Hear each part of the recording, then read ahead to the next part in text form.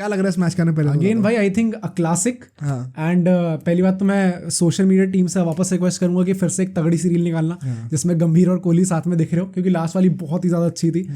But I think again एक वही है ना कि दिस इज वन ऑफ दो सिनेमैटिक गेम्स जहाँ पे बहुत सारे आपके नैरेटिव्स भी होते हैं एंड ऑब्वियसली गंभीर गोइंग अगेंस्ट कोहली, ऑल्दो पिछले मैच में इन लोगों ने वही अपना गले वाले मिले थे, बट स्टिल आई थिंक काफ़ी मज़ा आता है मैचेस देखने में क्योंकि इतने सारे बैटल्स आपस में इतने होते हैं। RCB obviously like right now is preparing for another bashing right now क्योंकि केकेआर बहुत ही अच्छा खेल लिया इस टाइम पे। अगेन हम देख सकते हैं सुनील नारायण क्लासिक दिख सकता है हमें, आंद्रे रसल क्लासिक दिख सकता है, Rinku Singh down the order दिख सकता है, एंड वहाँ दूसरी साइड पे RCB totally in shambles right now.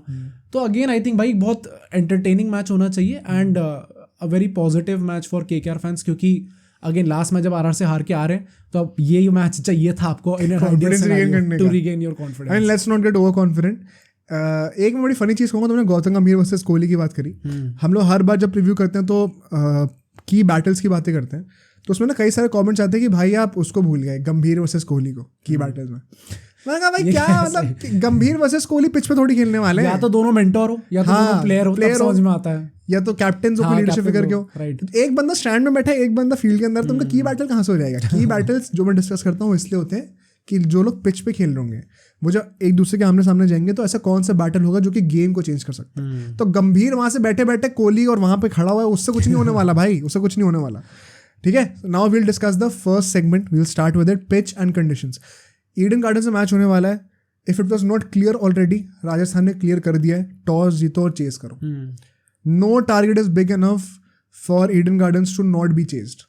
तो आंख मीच के अगर जो बंदा टॉस जीतता है उसे चेज ही करना चाहिए, इवन मोर सो अगर आप आरसीबी हो, डेफिनेटली, बिकॉज आरसीबी का the only way they can win a game is if they chase.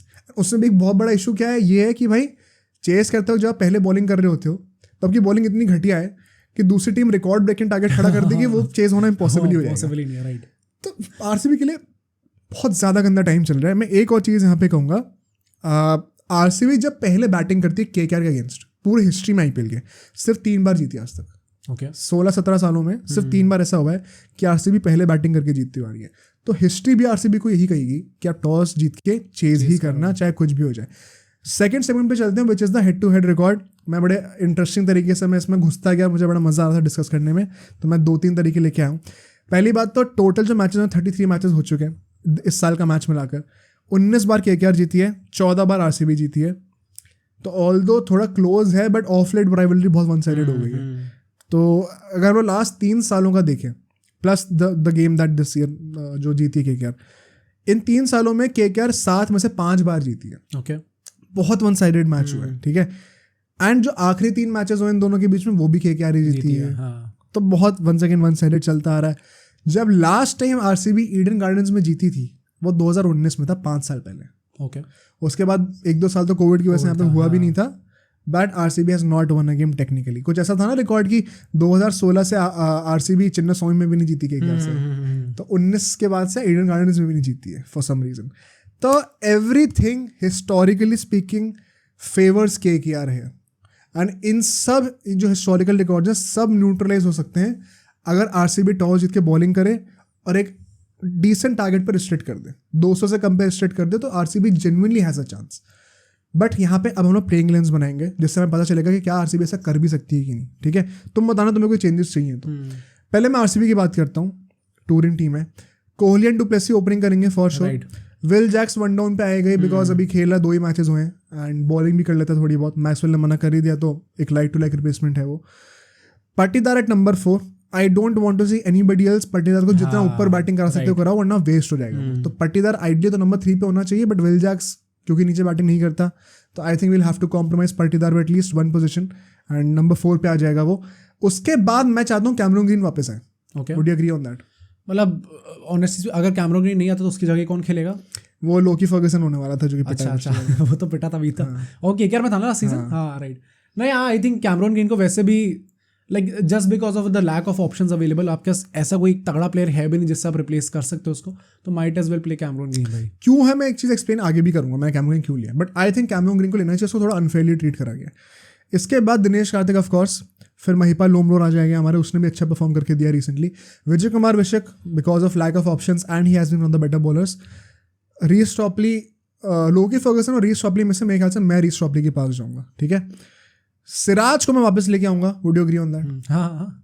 Siraj का एक मीम आया था कि भाई मुझे बेंच करके जो ऑल आउट करो उसकी हाइलाइट्स भेजना। तो आई थिंक ईदर वे, मतलब अगर आप बेंच कर रहे हो सिराज को तो you don't have anyone better right now, तो might as well play Siraj, क्योंकि previously he has delivered for RCB, मतलब ऑल्दो केकेआर के अगेंस्ट तो भाई नहीं करा, बट आई थिंक पॉइंट वही है ना कि मतलब एक प्लेयर है जो शायद डिलीवर कर सकता है और उससे बेटर प्लेयर आपके पास ईदर वे नहीं है, तो might as well play Siraj only. मतलब लोग आर्ग्यू करेंगे कि लोकी फर्गसन केकेआर के साथ खेला हुआ तो he would know a trick और टू। भाई आई डाउट क्या ही ट्रिक मिल रही है उसको, समझ में नहीं आ रहा मुझे। तो आई थिंक उसका काउंटर आर्गुमेंट ये भी कि केकेआर भी नेट में खेल चुकी है, तो सब पता होगा उन्हें। बट हाँ, लास्टली यश दयाल होंगे टीम के अंदर, एंड इम्पैक्ट प्लेयर में मैं लेके आऊंगा एक बैट्समैन को, विच इज अनुज रावत, ठीक है। अब ऐसा मैंने क्यों करा है, इस लाइनअप को मैंने ऐसा क्यों क्रिएट करा है, क्यों है ये कॉम्बिनेशन मैंने चूज करा है, पहले बताता हूँ आपको। जो ये 12 प्लेयर्स मैंने चूज करे इंक्लूडिंग द इम्पैक्ट प्लेयर, इसमें 8 बैट्समैन आपको मिलेंगे। कई लोग कहेंगे यार 5 प्रॉपर बॉलर्स होने चाहिए आधे से, मैं कह रहा हूँ 4 प्रॉपर बॉलर्स हैं और 5th बॉलर के रोल के लिए आपके पास 3 और ऑप्शंस हैं, ग्रीन, महिपाल लोमरोर और विल जैक्स, राइट। 3 ऑप्शंस हैं वो 4 और कंप्लीट करने के लिए, तो 7 बॉलिंग ऑप्शंस हैं आपके पास और 8 बैटिंग ऑप्शंस हैं। आरसीबी की जो लाइनअप है उसमें one of the least depth वाली लाइनअप्स है ये, उसमें भी अगर मैंने इतनी डेप्थ क्रिएट करके दे दी तो पहले बात तो मुझे थैंक यू बोलो थोड़ा, ठीक है। दूसरी बात ये कि आप नोटिस करेंगे कैसे मैंने बॉलर्स को थोड़ा कॉम्प्रोमाइज करा हुआ है एंड मैं बैटिंग हैवी जा रहा हूँ ज़्यादा। सबसे बड़ा इसका फैक्टर मुझे लगता है एक रियलाइजेशन है कि आरसीबी जो अगर प्रॉपर बॉलर्स के साथ भी जाएगी ना, उनके प्रॉपर बॉलर्स भी इतने अच्छे नहीं है कि वो कोई इफेक्ट क्रिएट कर पाए, राइट। तो might as well back your traditional strength which is your batting, क्योंकि तुम्हारी बैटिंग भी कुछ खास नहीं है। या तो विराट कोहली चल जाए तो दिनेश कार्तिक चल जाए और कोई है ही नहीं, और ये हर मैच में होता भी नहीं कि विराट कोहली दिनेश कार्तिक दोनों साथ ही में चल रहे हैं। तो might as well add more fire power and more depth to your batting lineup and say कि यार देखो रन तो पिट ही रहे, ठीक है ना। अब एक बॉलर का जब दिन आना होगा तो उसके लिए हमें एक प्रॉपर बॉलर की जरूरत नहीं, क्या पता विल जैक्स का भी दिन आ जाए। I will compromise a bit on that department, but I will not compromise on my batting fire power. I think ये अप्रोच यही एक अप्रोच रह गया आरसीबी को यूज करना, बाकी सब एक्सपेरिमेंट कर चुके हैं। Might as well try this. Second half of the tournament is starting, they have to win every single game to qualify, right.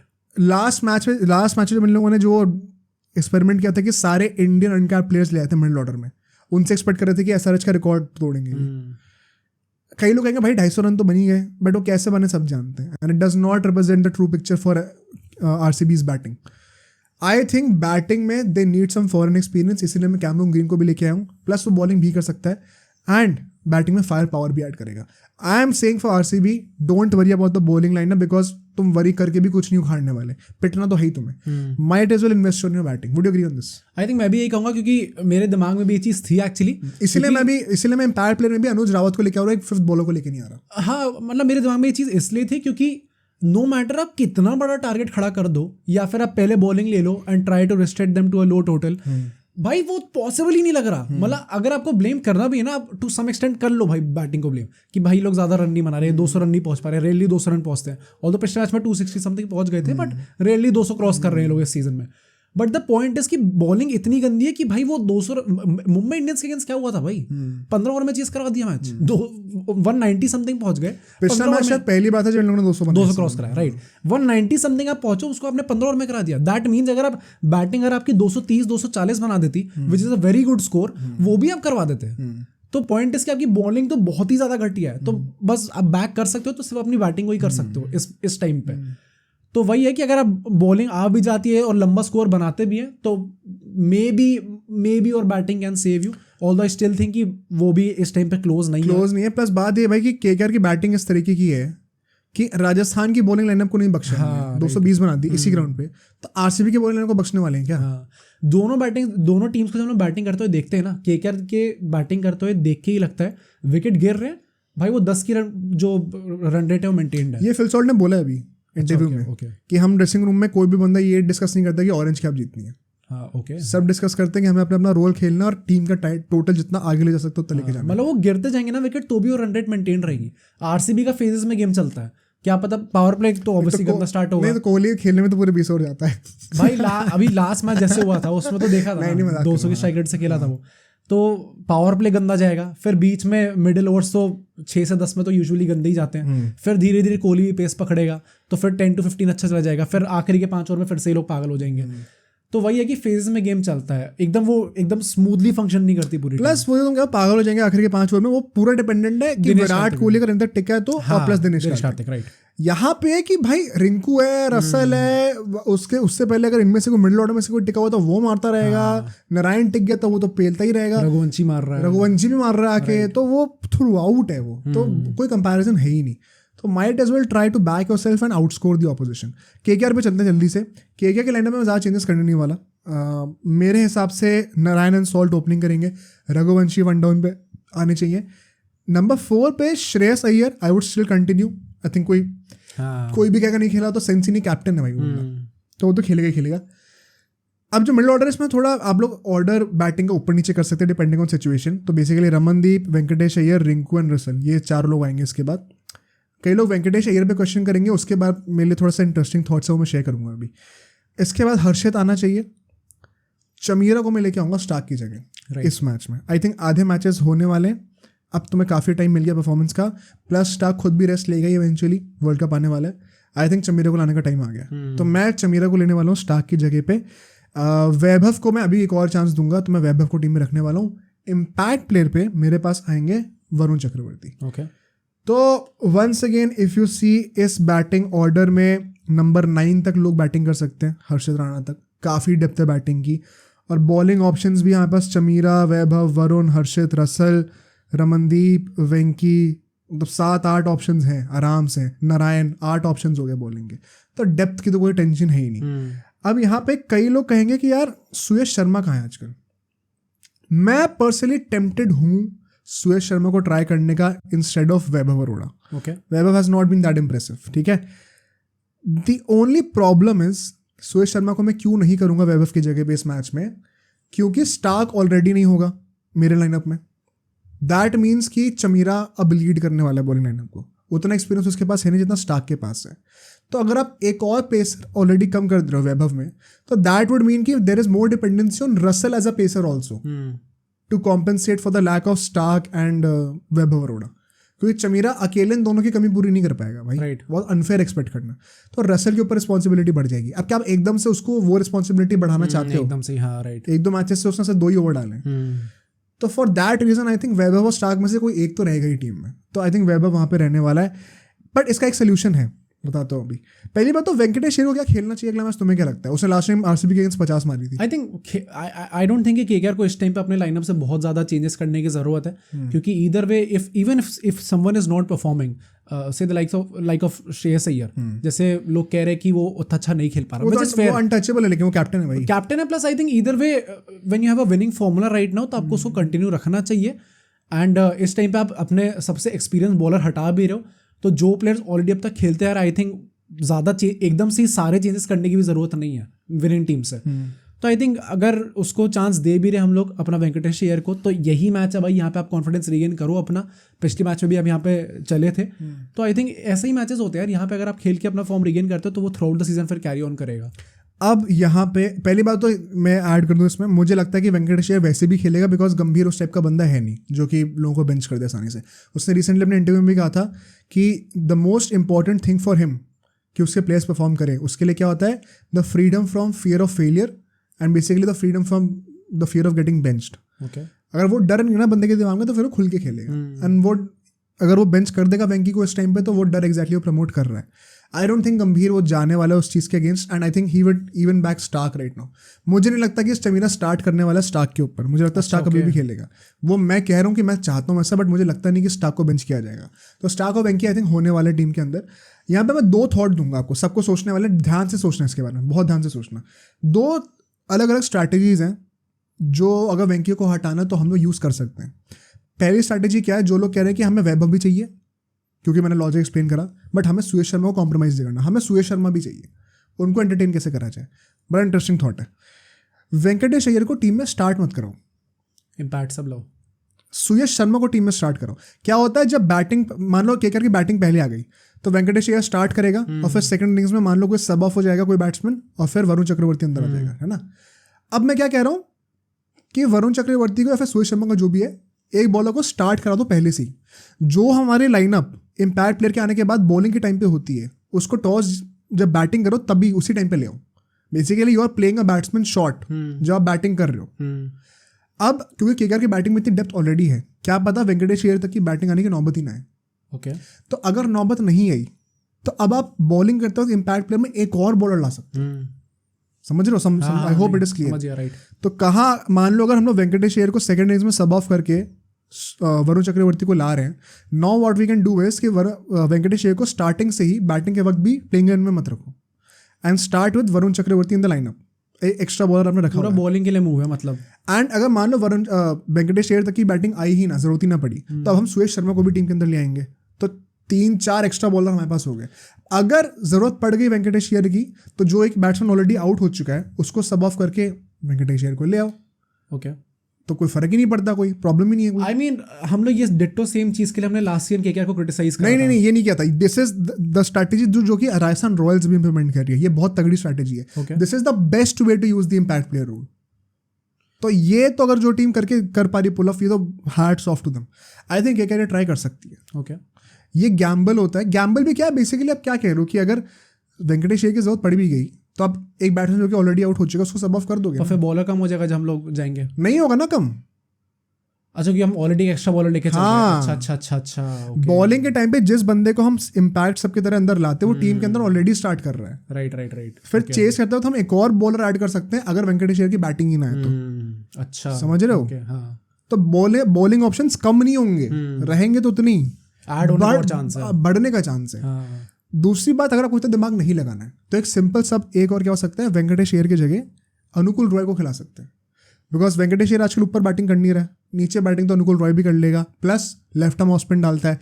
Last time RCB के अगेंस्ट वो खेला था 2 ही ओवर डाले थे, सिर्फ 6 रन दिए थे। प्लस आजकल ट्रेंड बना हुआ है हर कोई पावर प्ले में कोहली के अगेंस्ट लेफ्ट आर्म स्पिनर लेके आता है, तो शायद अनुकूल रॉय को खिलाए इस मैच में। कोई बड़ी बात, I think this is the likeliest change in the lineup. Starc का निकलना इतना लाइकली नहीं है, आई थिंक अपना वेंकी का निकलना इतना लाइकली नहीं है, बट अनुकूल Roy could be a guy that can be playing in this game. ये सबसे लाइकली चेंज है मेरे हिसाब से बिकॉज ऑफ विराट कोहली। तो if there is one change that Gautam Gambhir could make, it is अनुकूल रॉय।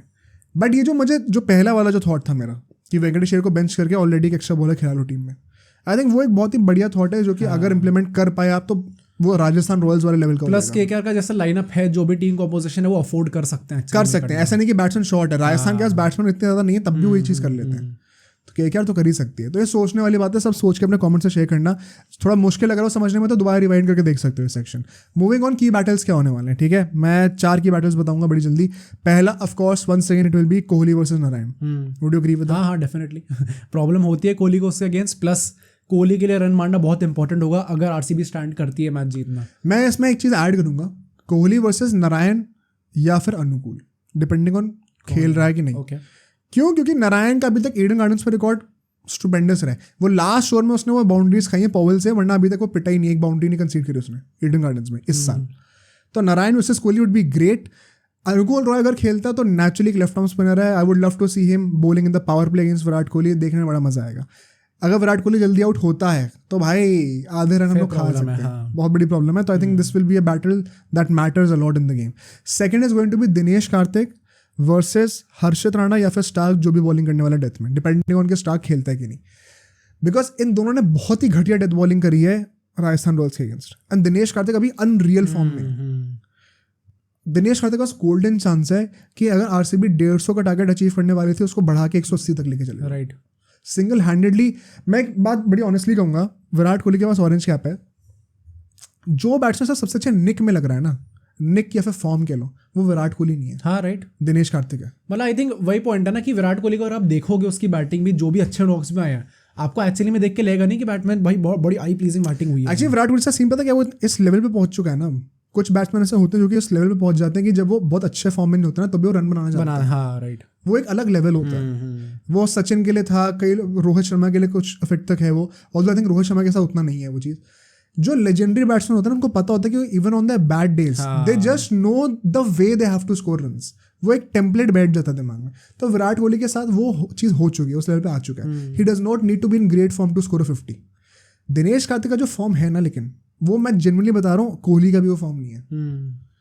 वो जिस तरीके से बॉल को कनेक्ट कर रहा है, जो मिडिल कर रहा है, जो टाइमिंग है, जो कॉन्फिडेंस है, वो किसी भी बैट्समैन में नहीं है इस वक्त. The way he can dominate KKR's bowlers in the death overs, especially अगर केकेआर पहले बैटिंग कर रही है एंड डिफेंड कर रही है target, Dinesh Karthik would be a big problem for them. Next battle would be Sunil Narine the batsman versus Reece Topley the bowler in power play. मैं यहाँ पे वंस अगेन इसीलिए कह रहा हूँ, शायद ये लोग फर्गसन को खिलाने के लिए टेम्प्ट हो, क्योंकि वो एक ऐसा बंदा जो कि बहुत पटकता है, बाउंसर डालना जानता है नारायण के अगेंस्ट. प्रॉब्लम होगी. अच्छा, हाँ, राइट. बट मुझे लगता है कि गलती है वो. अभी नारायण जिस फॉर्म में है ना, वो नॉर्मल फॉर्म नहीं है. He is not playing like a pinch hitter. वो प्रॉपर बैट्समैन की तरह खेल रहा है. आई थिंक फर्गसन आएगा, वो उल्टा ही पड़ेगा. इससे बेटर तो सिराज को बॉलिंग दे दो. तो आई थिंक सिराज का भी बहुत अच्छा वैसे रिकॉर्ड है नहीं, इससे मैंने रीस टॉपली का नाम लिया. Being a left hander, ball को ऊपर फ्लोट करा सकता है, स्विंग करा सकता है. I think he has a chance to get Narine out. But मुझे ऐसी कोई गट फीलिंग है कि नारायण के पास बहुत अच्छा चांस है डोमिनेट करने का. राइट. वन से मतलब मैं डोमिनेट करने का देता नहीं कि 100 मारनी है, 50 मारनी है. अगर वो काम कर दे भाई, 12-13 बॉलों पे 30 रन भी मार के चला गया ना, तो वो काम उसने कर दिया. राइट. स्टार्ट दे दिया. Last battle would be any guesses? नहीं. रसल वर्सेस किसका है? सिराज. अरे यार मुझे लगता है this could be the day जब हमें ये बैटल देखने को मिले. लास्ट टाइम देखने को नहीं मिला था, क्योंकि हमने देखा है केकेआर के पास ये बड़ा अच्छा दिमाग लगाती है केकेआर की. रसल का रोल डिफाइन करा हुआ, उसकी पोजीशन डिफाइन नहीं करी हुई है. कभी ऊपर आता है, कभी नीचे आता है. राइट. डिपेंडिंग होंगे कितने ओवर बचे होंगे.